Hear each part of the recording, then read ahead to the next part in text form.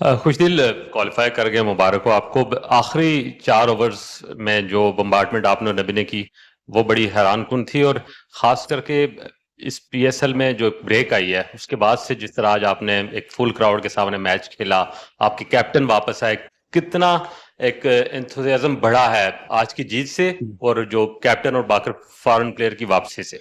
जी बिल्कुल। जिस तरह गैप हुआ है लेकिन हमने अपनी प्रैक्टिस पूरी की है। हम जब घर गए थे तो उधर ही हमने पूरी प्रिपरेशन के साथ प्रैक्टिस की है, जो जो हमें ज़रूरत होती थी तो उसी हिसाब से हमने प्रैक्टिस की है। और ये बहुत अच्छा हुआ है कि हमारे सारे प्लेयर वापस आ गए और उन्होंने जो स्टार्ट हमें दिया है।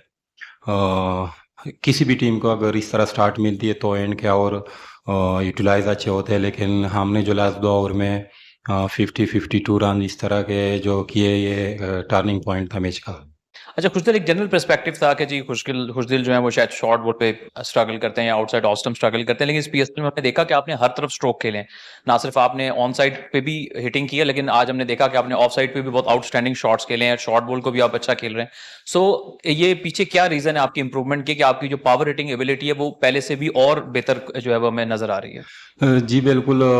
जिस तरह से मैं टीम से ड्रॉप हुआ था पहले, तो मैंने यही सोचा कि क्योंकि जब टीम में था तो फिर मैं लास्ट 2-3 इस तरह के ओवर में जाता था, तो मेरी सारी फ्लो जो है ना वो उसी तरह मोमेंटम बनी हुई थी। तो मैंने यही कोशिश की कि मुजाफिर भी हुए थे 2 लीगों के, लेकिन मैंने 2 लीग छोड़ दिए क्योंकि मैंने अपने आप को टाइम दे रहा था। और ये था कि मैंने जो जो वीकनेस थे मेरे में, क्योंकि जिस तरह मेरी फ्लो बनी हुई थी उसको मैं कंप्लीट करने की कोशिश कर रहा था और लंबी इनिंग्स करने की कोशिश कर रहा था, क्योंकि बस टाइम इस तरह सिचुएशन भी आ जाते हैं कि आपके 3-4 जल्दी आउट हो जाते तो आपको ऊपर बारी मिलती है।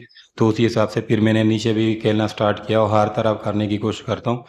और ये नहीं है कि मैं जो ना शॉर्ट बॉल पे वीक हूँ। एंड के ओवर में कोई शॉर्ट बॉल शॉर्ट पिच करता नहीं है, क्योंकि उनको पता है कि वो सबसे इजी बॉल होता है। तो इसी तरह और मिस टाइम भी कभी कभी होता है, ऐसा नहीं है। रन होते हैं, कभी नहीं होते। तो मेरी जितनी हार्ड वर्क है, मैंने जो 2 साल अपने ऊपर दिए थे, क्योंकि मैंने जो है ना अपने लिए 2 लीग छोड़ के जो है ना अपनी बैटिंग को टाइम दिया था। कुछ दिन बांग्लादेश प्रीमियर लीग, फिर दौरे न्यूजीलैंड और अब ये पाकिस्तान सुपर लीग, बड़ी ज़बरदस्त फॉर्म आपकी नज़र आ रही है।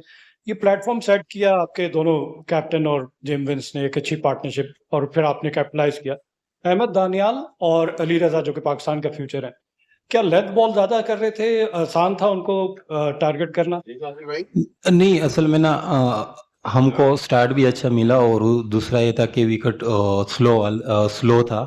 और वो जिस प्लेन के साथ बॉल कर रहे थे वो मुझे नहीं समझ, लेकिन हमारी यही टारगेट होती कि बस watch the ball and hit the ball. हमारी बस ये इन पे यही कोशिश होती थी और अल्लाह का शुक्र है हर तरफ शॉट लग रहे थे। अच्छा, खुशदिल, बड़े जनरल सा सवाल है।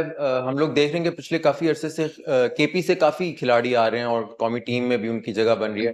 क्या वजह लगती है कि खैबर पख्तूनख्वा से खिलाड़ी क्यों जो है वो ज़्यादा आ रहे हैं? और दूसरा ये कि आपका रोल क्या तब्दील हो गया है ऑलराउंडर की तरफ, क्योंकि पहले आपको स्पेशलिस्ट फिनिशर के तौर पे ही देखा जाता था।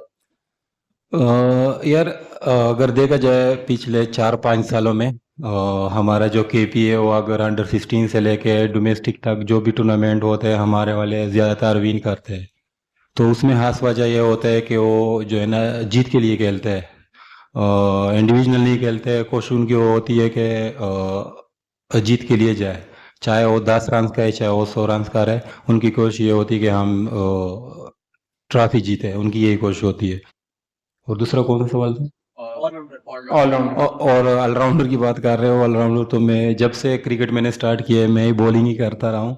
आप देख ले मेरे लिस्टेक है, तकरीबन तकरीबन 100 के नज़दीक आउट है या 100 के ऊपर होंगे।